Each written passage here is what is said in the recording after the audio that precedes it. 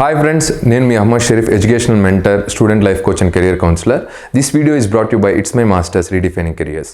ఇవాళ మనం చూడబోతున్న టాపిక్ ఏంటంటే ఇంపార్టెన్స్ ఆఫ్ క్రెడిట్ సిస్టమ్. ఎందుకు క్రెడిట్ సిస్టమ్ అంత ఇంపార్టెంట్ అని అంటే, జర్మనీలో ఒక్కొక్క యూనివర్సిటీ ఒక్కొక్క సిస్టమ్ పెట్టుంటుందండి.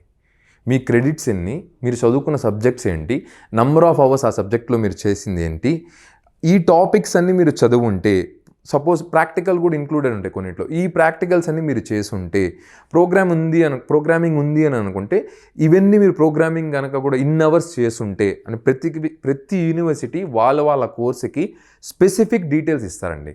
సో మన క్రెడిట్స్ 180 క్రెడిట్సా, 190 క్రెడిట్సా, 210 క్రెడిట్సా అన్నది మనకి తెలియాలి. ఆ ప్లానింగ్ అది తెలియలేకపోతే ఏమవుతుంది అంటే, కొన్ని యూనివర్సిటీకి డెఫినెట్గా హయ్యర్ క్రెడిట్స్ అడుగుతారు. కొన్ని యూనివర్సిటీస్లో మా క్రెడిట్స్ అక్కర్లేదండి, కోర్సెస్ ఇవి కంప్లీట్ చేస్తుంటే చాలు అని అడుగుతారు.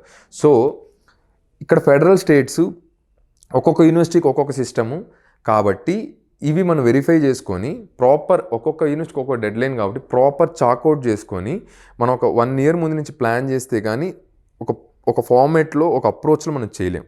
అందుకనే మినిమం 3rd year నుంచి అప్రోచ్ అయిన స్టూడెంట్ని మేము ప్రాపర్గా గైడ్ చేసి, మెంటరింగ్ చేసి, వాళ్ళకి కావాల్సిన నీడ్స్ అన్ని ప్రొవైడ్ చేసి, technically, mentally and how to improve అని ఆ స్టేజ్కి మనం తీసుకొస్తాం. ఫైనల్ ఇయర్ వాళ్ళు కంప్లీట్ చేసి ఎడ్యుకేషన్ టైంకి. ఇలా చేయడం వల్ల ఏమవుతుంది, they learn professional things here it self. When ఇండియాలో ఉంటున్నప్పుడే వాళ్ళు నేర్చుకోవడం వల్ల అక్కడికి వెళ్ళినప్పుడు చాలా లెస్ స్ట్రగుల్ ఉంటుంది. సో ఇప్పుడు మనం క్రెడిట్ సిస్టమ్ వల్ల మనకి బెనిఫిట్ ఏంది అని అంటే, ఫర్ ఎగ్జాంపుల్ సివిల్ ఇంజనీరింగ్లో అప్రాక్సిమేట్గా 37 కోర్సెస్ ఉన్నాయండి. దానిలో డిజైన్ కోర్సెస్ ఒక 4, ఇవి రఫ్గా అప్రాక్సిమేట్గా నేను చెప్తాను, ఒక 4 ఉన్నాయి. ఆ 4లో ఒక్కొక్క కోర్సులో మళ్ళీ డీటెయిల్డ్గా ఇచ్చి ఉంటారు. నేను చదివిన కోర్సు యాక్సెస్ అండి, advanced computational civil engineering structural studies.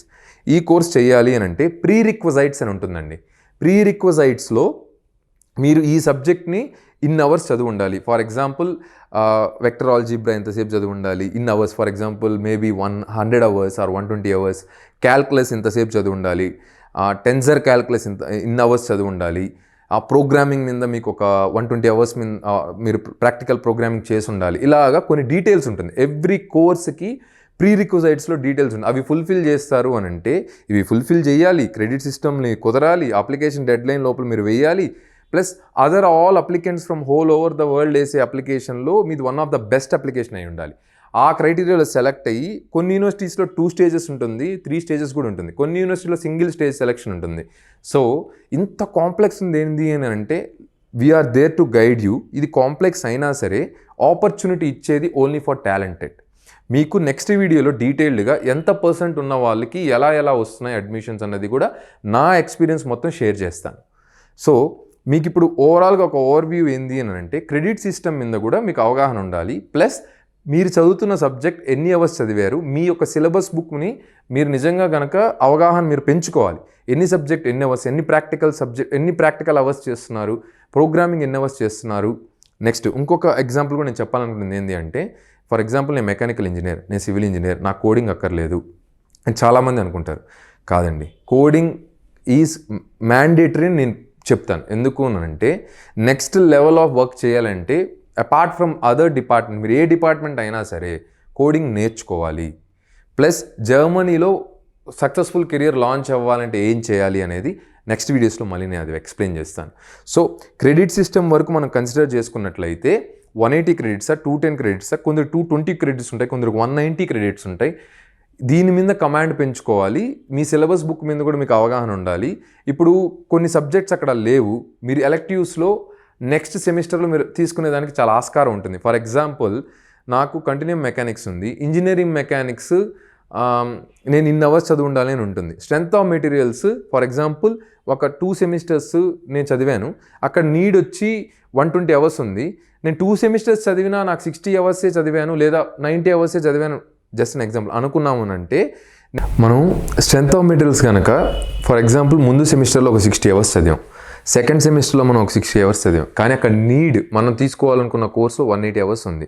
మీకు ఎలెక్టివ్స్లో నెక్స్ట్ సెమిస్టర్లో 60 hours తీసుకోవడానికి ఒక ఆస్కారం ఉంటుంది.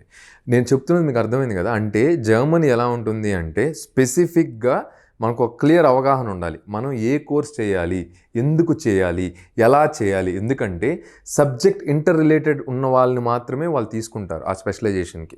ఇన్ని అవర్స్ ఉండాలి, మీరు ఇన్ని ప్రాక్టికల్ అవర్స్ చదువు ఉండాలి, ఇన్ని థియరిటికల్ అవర్స్ చదువు ఉండాలి, ఇంత కోడింగ్ మీరు చేసి ఉండాలి. If coding is required to that course అంటే మీకు సెలక్షన్ క్రైటీరియాలో మీకు ఇంత క్లారిటీ ఉంటుంది అని మీకు అర్థం అవ్వాలి. సో ఒక కోర్స్ తీసుకోవాలి అంటే నాకు ఊరికే సబ్జెక్ట్ ఇష్టము, నేను నాకు ఆ సబ్జెక్ట్ ఇష్టం కాబట్టి నేను తీసేసుకుంటాను అంటే ఇట్స్ రాంగ్ ఆప్షన్ అండి.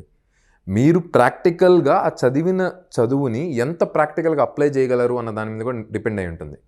నేను ఒక చిన్న ఎగ్జాంపుల్ ఇస్తాను, స్టడీ ఎంత ప్రాక్టికల్గా ఉంటుంది జర్మనీలో అని. నేను క్లాస్లో ఉన్నప్పుడు నా ఫస్ట్ క్లాస్ అండి, న్యూమరికల్ మెథడ్స్ అన్న class. Yes, I remember. So క్లాస్లో ఒక 56 నుంచి 57 మంది ఉన్నారు. దానిలో మనం జనరల్గా మ్యాథమెటిక్స్ అందరం చదువుతాం.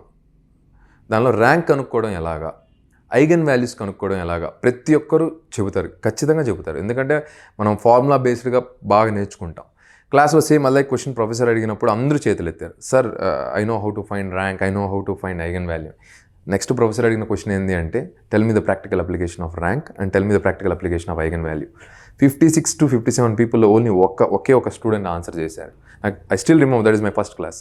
ఐగన్ వాల్యూస్ అన్నది ఎందుకు వాడతారు అని అంటే డైనమిక్ అనాలిసిస్కి వాడతారు. అంటే 2 కార్లు గుద్దుకున్నప్పుడు, లేదంటే ఒక ఎర్త్క్వేక్ వచ్చినప్పుడు, ఒక బిల్డింగ్ షేక్ అయితే ఎంత ఇంపాక్ట్ ఉంటుంది ఆ డైనమిక్గా వచ్చిన ఎర్త్క్వేక్ వల్ల బిల్డింగ్కి అని. సో మనం చదివే మ్యాథమెటిక్స్ని రియల్ టైమ్ అప్లికేషన్లోకి చదవాలి అన్నది మనం చాలా గుర్తుపెట్టుకోవాలి. ఇట్లా ఉంటుందండి స్టాండర్డ్. ఇలాగా వాళ్ళు అందుకని ప్రీ రిక్విజైట్స్లోకి ఇవి మీరు చదువు ఉండాలి అని చెప్పి వాళ్ళు ఖచ్చితంగా ఎందుకు అడుగుతారు అంటే రేపు మీరు జర్మనీకి వెళ్ళాక వాళ్ళ క్లాస్ వాళ్ళు చెబుతున్నప్పుడు they assume that you have fulfilled the all prerequisite requirements. So వాళ్ళు చెప్తున్న క్రైటీరియా నెక్స్ట్ స్టేజ్లో ఉంటుంది. అంటే నీకు అన్నీ వచ్చు అని అనుకొని, ఇవన్నీ నువ్వు నేర్చుకున్నావు అనుకొని వాళ్ళు చెబుతుంది నెక్స్ట్ స్టేజ్లో ఉంటుంది. సో మెంటరింగ్ ఎందుకు అవసరం అనేది ఇక్కడ మీకు క్లారిటీ అవుతుంది. అంటే మీరు నేర్చుకున్న సబ్జెక్ట్స్కి మీరు ప్రాక్టికల్ అప్లికేషన్స్ని ఎలా నేర్చుకోవాలనేది అని గైడ్ చేస్తాం. అది గైడ్ చేయడం వల్ల మీకు ఏం అర్థమవుతుంది అంటే okay, I have to make my study pattern into this method. అంటే ఒక 1.5 yearగా మీరు ఒక 3rd year స్టార్టింగ్కే మీరు కనుక అడాప్ట్ చేసుకోగలిగితే ఒక 2 years 3rd year ఫైనల్ ఇయర్లో ఈ 2 yearsలో మీరు అడాప్ట్ చేసుకోగలిగితే మీ కెరియర్ చాలా బాగా మారుతుంది. అందుకనే మెంటరింగ్ మ్యాటర్స్ అండి. Types of people like I'm not blaming anyone, ఒక్కొక్కరు ఒక్కొక్కలాగా బిజినెస్ చేయొచ్చు. How this admission consultant criteria is being done in India or in ప్రాపర్గా పర్టికులర్ స్టేట్ అని చెప్పకుండా ఇండియాలో జనరల్గా ఎలా జరుగుతుంది అవన్నీ కూడా డిస్కస్ చేస్తాం. కానీ మీరు బ్లైండ్గా వెళ్ళి నేను డబ్బులు ఇచ్చేస్తాను, నాకు ఏది వస్తే అది నేను వెళ్ళిపోతాను అనుకుంటే మీరు ముందు ఎక్స్ప్లెయిన్ చేసిన క్రైటీరియా అంతా తెలియకపోతే యువర్ లైఫ్ విల్ బిన్ హెవోక్. మీకు అది అర్థం అవ్వాలి. జర్మనీ ఎందుకు టాలెంట్ని వెల్కమ్ చేస్తుంది ఇప్పుడు కూడా మీకు అది అర్థం అవ్వాలి. So it's not so easy as you think. అంటే ఏదో డబ్బులు ఇచ్చేస్తాం, ఒక అడ్మిషన్ లెటర్ వస్తుంది, జర్మనీకి వెళ్ళిపోతే మనకి జాబ్ వచ్చేస్తుంది. నో, మీరు టాలెంటెడ్ అయి ఉండాలి. అపార్ట్ ఫ్రమ్ దట్ మీకు జర్మన్ లాంగ్వేజ్ మ్యాండేటరీగా బాగా మాట్లాడగలగాలి, కమ్యూనికేట్ చేయగలగాలి. This is the very good criteria for going to Germany. మీరు ఖచ్చితంగా జర్మన్ లాంగ్వేజ్ బాగా నేర్చుకుంటే మీరు మోడరేట్లీ టాలెంటెడ్ అయినా సరే మీకు జాబ్స్ వస్తాయండి. జర్మన్ లాంగ్వేజ్ అంత ఇంపార్టెంట్ అక్కడ. దాని అర్థం ఏంటంటే స్కిల్డ్ కాదు, నేను వెళ్ళిపోతాను, నేను మోడరేట్లీ టాలెంటెడ్ అనుకోవద్దు. Even moderately talented also can get a good job if you are having good language command. So credit system ఒక క్రైటీరియా ఫర్ ప్రీ రిక్వెజిట్స్ ఎంత ఇంపార్టెంట్ అని ఈ వీడియోలో మీకు అర్థమైందని నేను అనుకుంటాను. Next types of people, how admission is generally done అనేది డిస్కస్ చేసాం. So this is Ahmed Sharif signing off. Please like, share, subscribe this video. Bye by.